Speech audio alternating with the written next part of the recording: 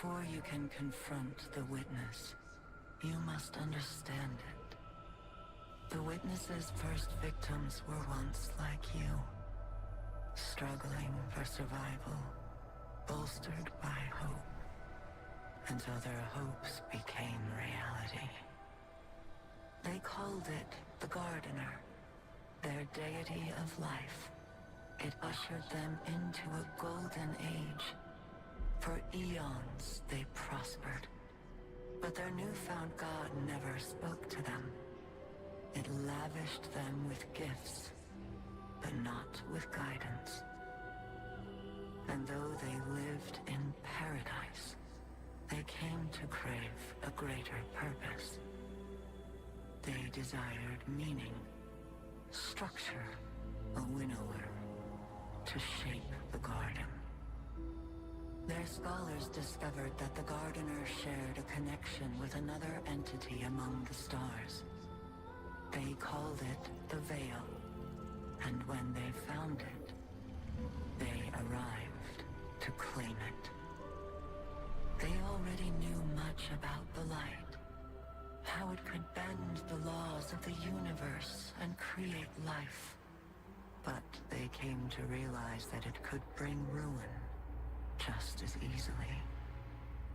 The cosmic events it set in motion could wipe out entire civilizations in a heartbeat, without reason.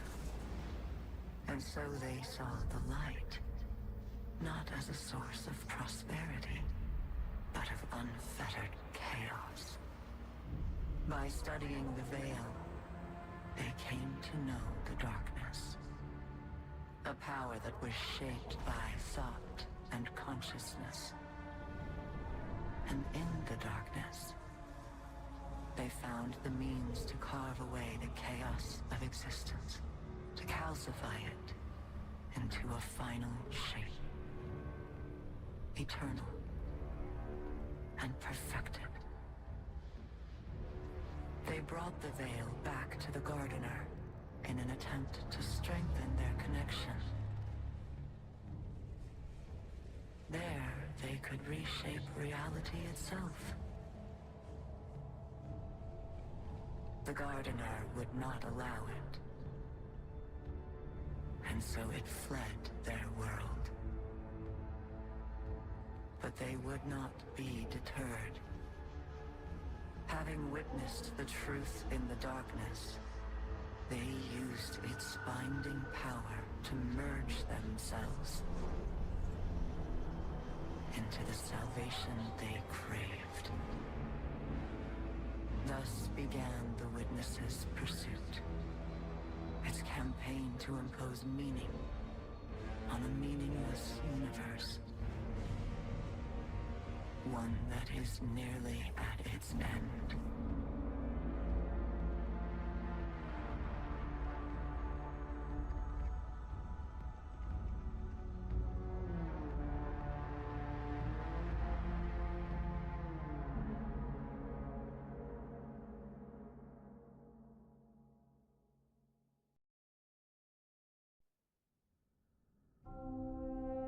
Some say this universe is made of light and darkness.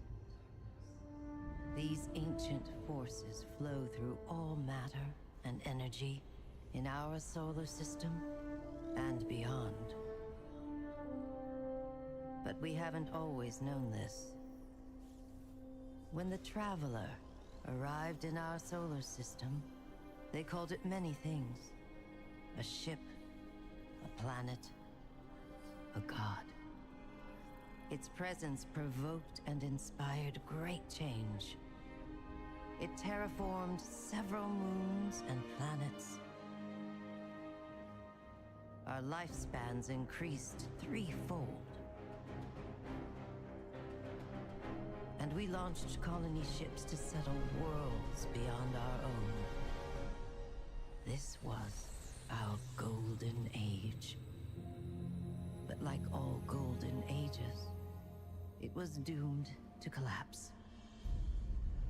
The Traveler was pursued by an ancient enemy. A voice in the darkness. It found us. Humanity lost everything.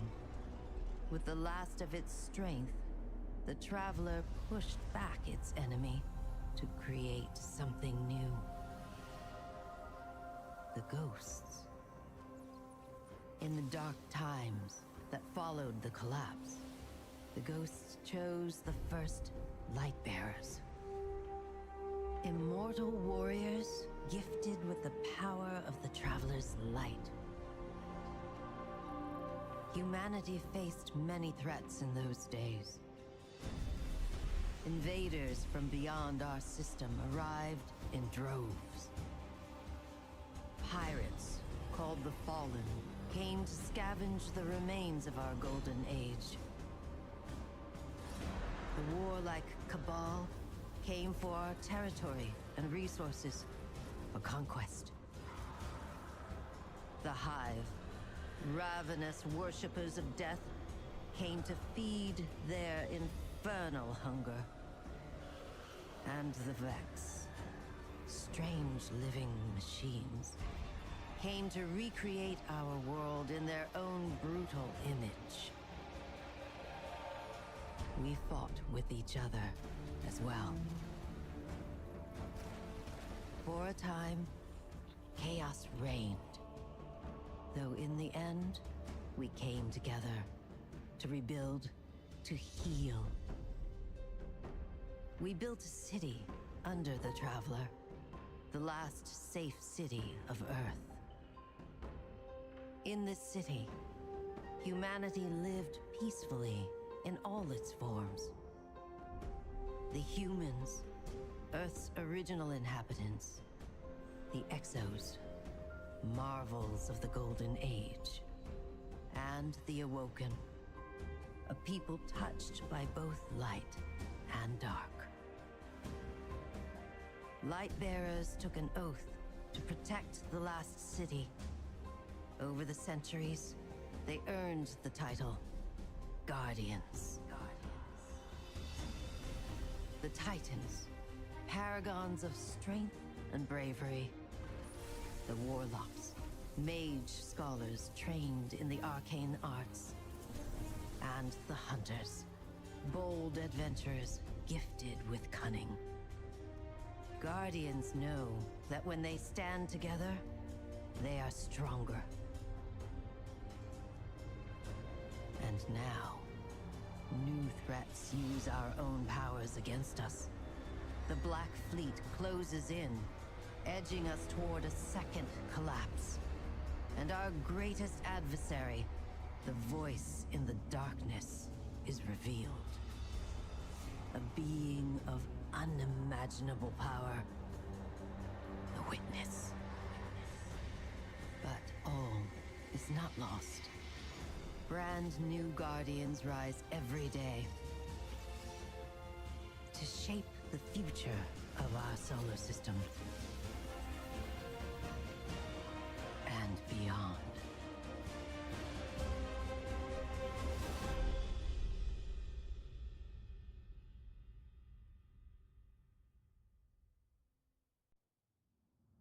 To understand where we are today, there's only one place to start. Cade 6. Cade 6 was the Hunter Vanguard, a mentor to every hunter in the tower.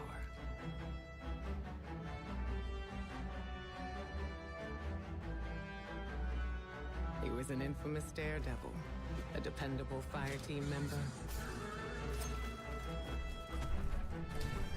and our dear friend. He never missed a chance to make light of the situation, even in dark times. Our responsibilities weighed on all of us. He tried his best to ease that burden. Cade's final mission was to prevent a breakout at the Prison of Elders in the Reef. Things didn't go as planned.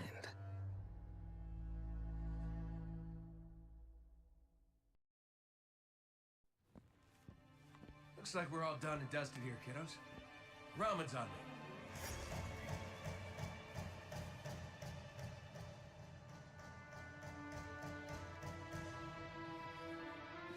looking pretty good down here. Just gotta check one last thing.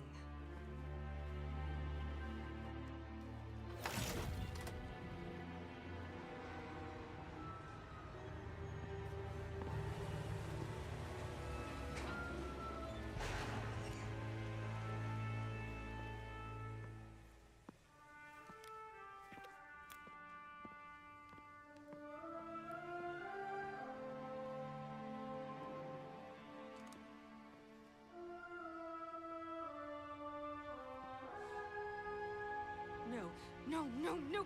Cade! He's gone! This isn't a prison riot. It's a prison break! The airlock on Deck Zero. It's the only way out this far down. They're going to escape. Not if I get there first.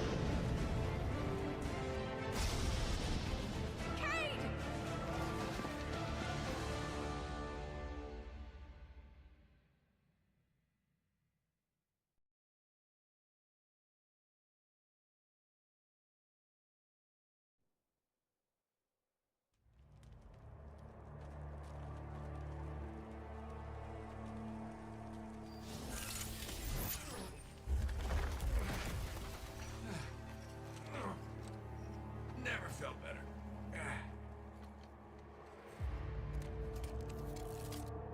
You see that, Petrol?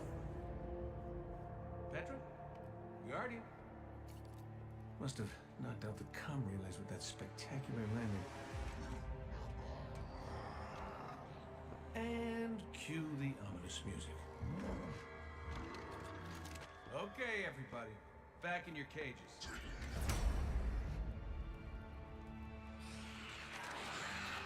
I said, back in your cages!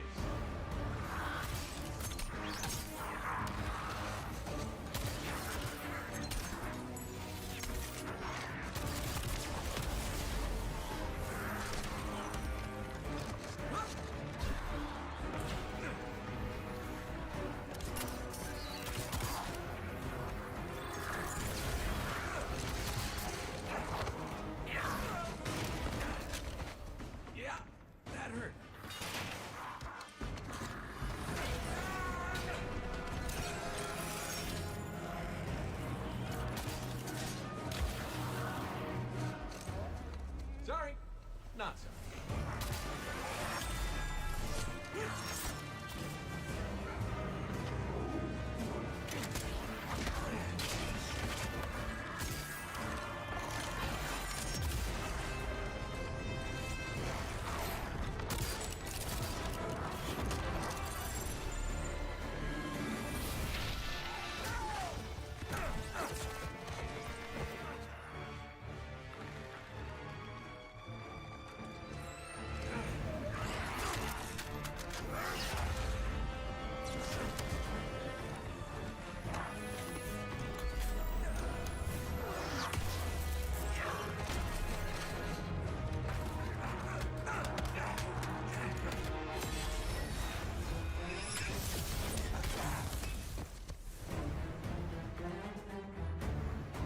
It. Now I'm pissed.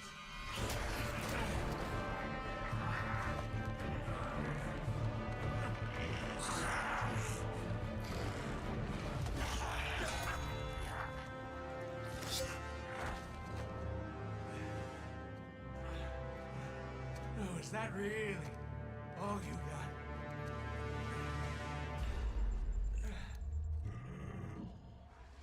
Help me out here, little buddy.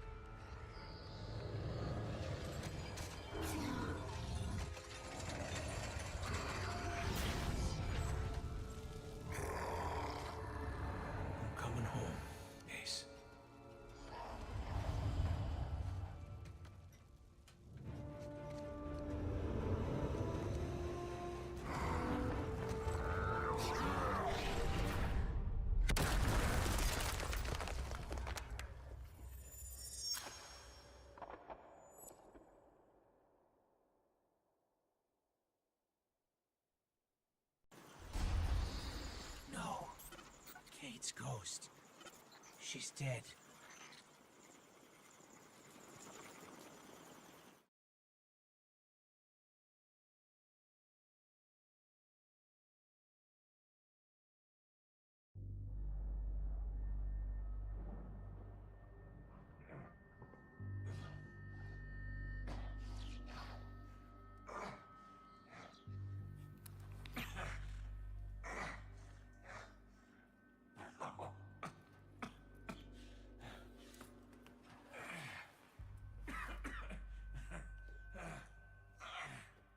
Well, this is awkward.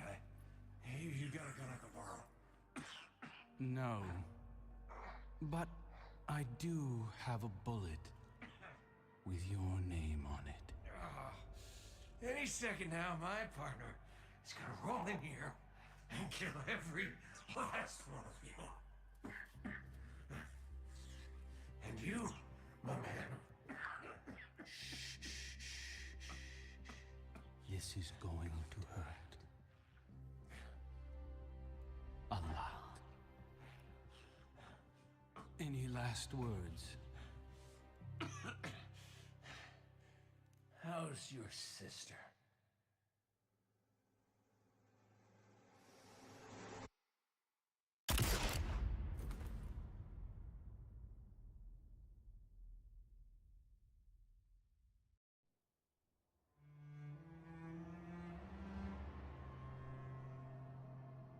To Uldren, Cade was just an obstacle in his path.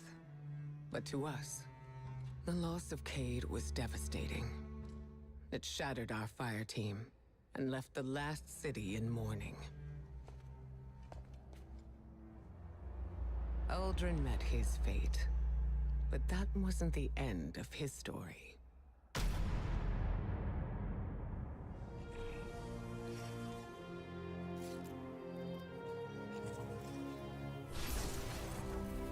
He was resurrected by a ghost named Glint, and, having no memory of his past, took on the name Crow.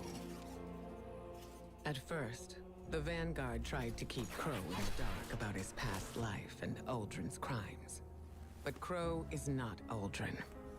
In time, we grew to understand that who someone chooses to be is more important than who they were.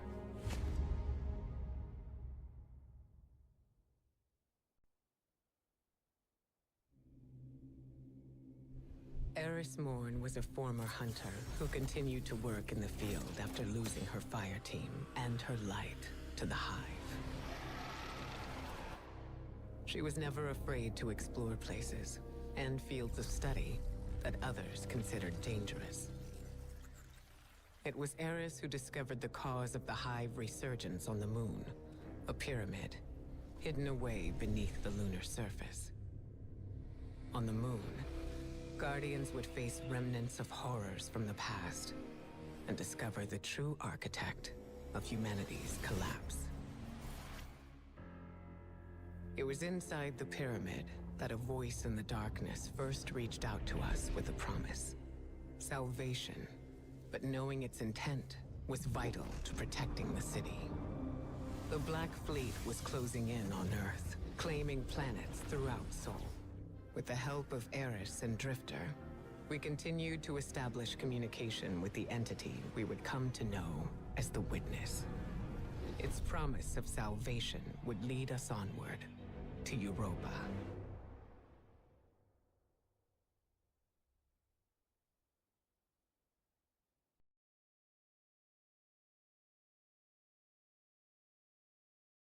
The arrival of the Black Fleet sparked great turmoil in the last city. Many of our people feared that a second collapse was imminent. The Witness took advantage of that fear. It promised power to all those worthy of it, in the form of Stasis, setting off a race to Europa. We could never have imagined what awaited us on that frozen moon. We had always believed darkness itself to be inextricably linked with our enemy. Its power, a path to inevitable violence and grief. But there were those, like Elsie Bray, who understood that what we call darkness is a neutral force.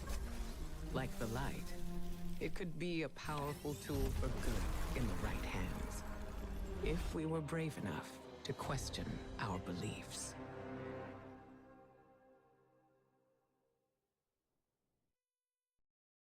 Armed with guidance and resolve, Guardians took up the power of Stasis without succumbing to the Witness's corruption. Our understanding of the darkness expanded. Darkness is a part of our universe, a natural force. We wield it in defense of the last city. We challenged many of our assumptions in the days that followed. Where once we saw only eternal foes, we discovered allies against a common threat. And amongst our closest friends, old enemies lay waiting. Hidden away in the last city, the Hive-god Xol prepared her greatest trick yet.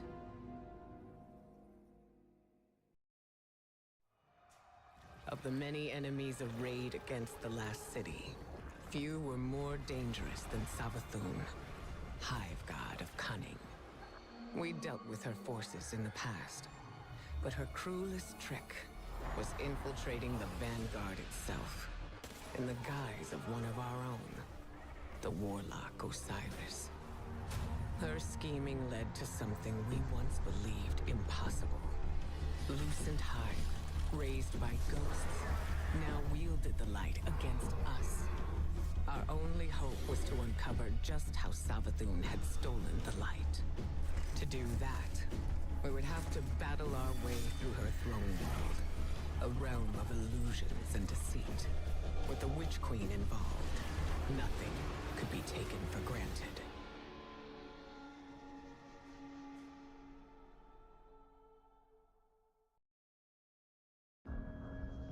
The crystal revealed to us what we had refused to imagine. The Traveler itself granted Savathun the light. It reached out to our greatest foe and offered grace. For many, this marked a time of great uncertainty. A betrayal. Facing the truth and coming to terms with our doubts strengthened the Vanguard for the fight ahead.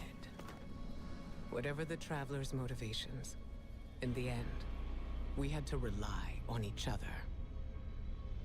Ironically, it was Savathun, Hive-god of deception, who revealed the true face of our common enemy, the voice in the darkness, and the architect of humanity's collapse, the Witness.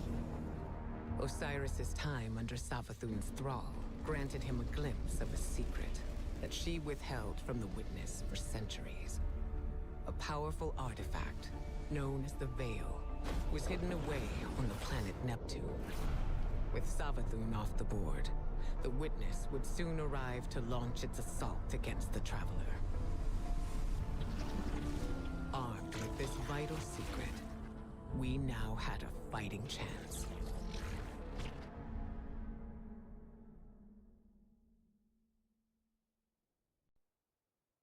As the Witness and its fleet descended upon the Traveler, Osiris uncovered a long-lost secret on Neptune. The city of Neomuna. There, refugees of the first collapse had survived under the protection of augmented defenders, known as Cloudstriders. Something else was hidden away in Neomuna. The Veil, a powerful artifact at the heart of the Witness's ambitions. Callus, sworn disciple of the Witness, was charged with securing the Veil. In addition to his loyal Shadow Legionaries, Callus was given a horde of Taken, beings enslaved to the will of the Witness, and the fearsome Tormentors. We had allies of our own, Callus's daughter, the Empress Keitel, as well as the Cloudstriders Rohan and Nimbus. On Neptune, we discovered Strand, A darkness power granting command over the psychic connections underlying our reality. We set out to put a stop to Callus's plans, but we would soon discover that there were still gaps in our understanding of light and dark. In the end, we could not prevent the witness from reaching its goal. By creating a link between the Veil and the Traveler, it opened a portal, vanishing through it to a place we could not follow. We suffered great losses. Amanda, are you there? But we were not yet defeated. We would keep trying. To do anything else would be a disservice to those who gave everything to save humanity. Through our efforts on Neptune, we came to understand the paracausal forces that drive our universe. The physical world, with its natural laws, is the domain of light. The mind, consciousness, memory, these are the domain of darkness. On Titan, we revealed the Witness's true aim. A final shape for all of existence. Eternal, perfected stillness, imposed upon a universe of vibrant change. All in the pursuit of higher meaning. To defy the terrible fate the Witness had in store for our universe, we had one option. We had to find a way through the portal.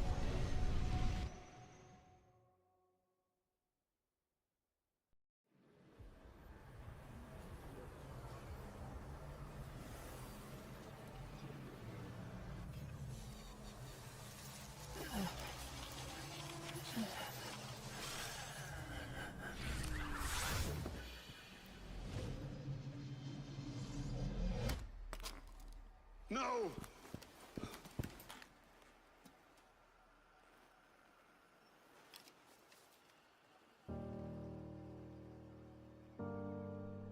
Ghost?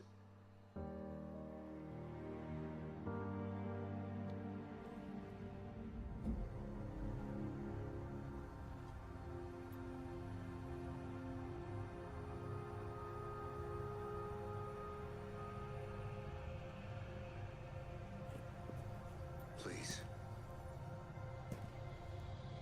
Bring him back. He's just a ghost. You raised an army. You can bring back one ghost.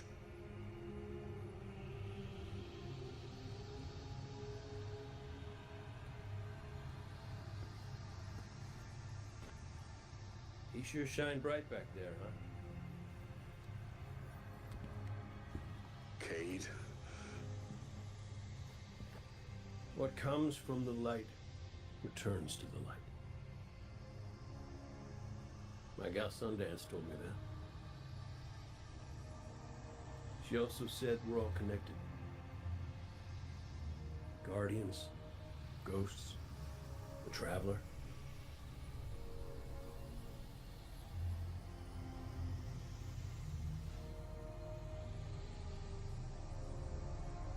Now you tell the others this was my choice. My light.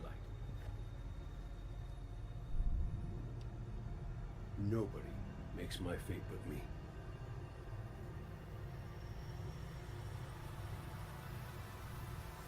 You're my favorite. Don't ever forget that.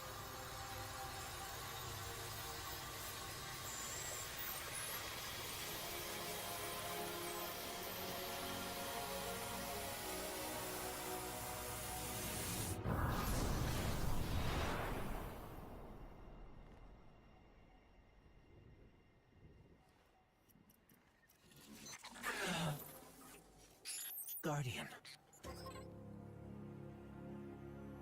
There you are.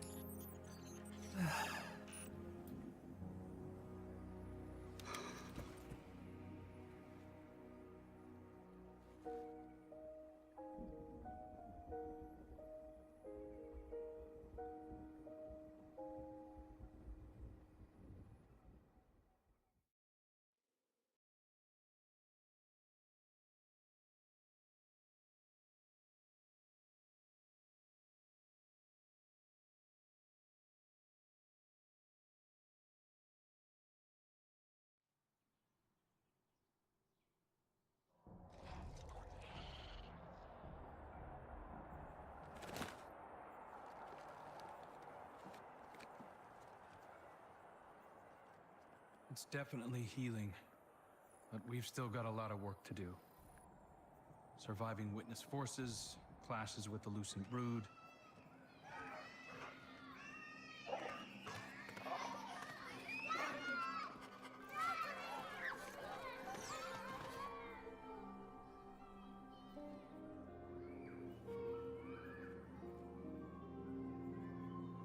So much change.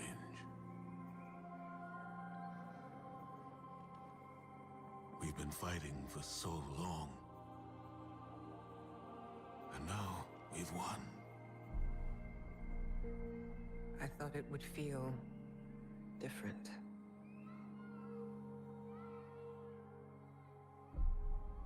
Well, maybe because we haven't celebrated it yet.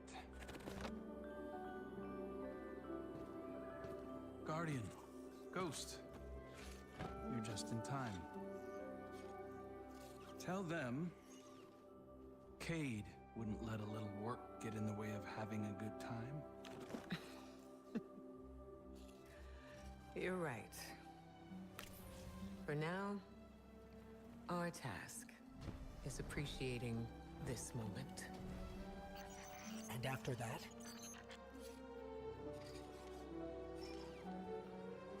We'll face the future when it comes.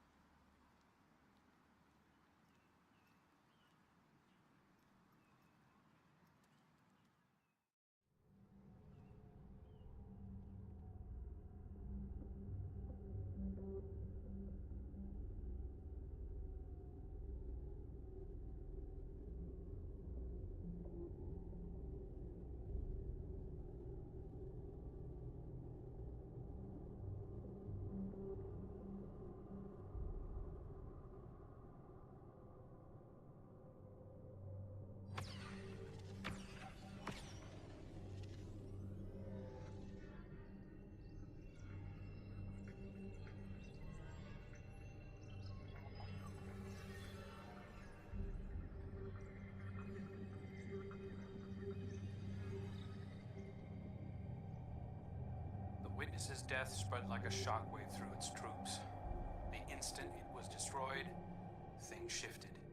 Most of the Witness's followers fled when it fell, but its most zealous believers are still carrying out its last orders. Xivu Arath is still out there, mortal, moving in the shadows. House Salvation is turned on itself, with Aramis nowhere to be seen. Savathun and the Lucent Brood are trying to claim control of the Pale Heart. With the Witness dead, both Scorn and Taken are directionless. To put it simply, in the wake of the Witness, a power vacuum has been created in the universe. Who knows what will try to fill it? But out of all of this, the most worrying thing is an aurora. It's bleeding out of the Traveler. Light and darkness venting into open space over Earth. We designated a no-fly zone within 100 kilometers of the aurora, enforced by Alliance cruisers. So far, no one has tested it.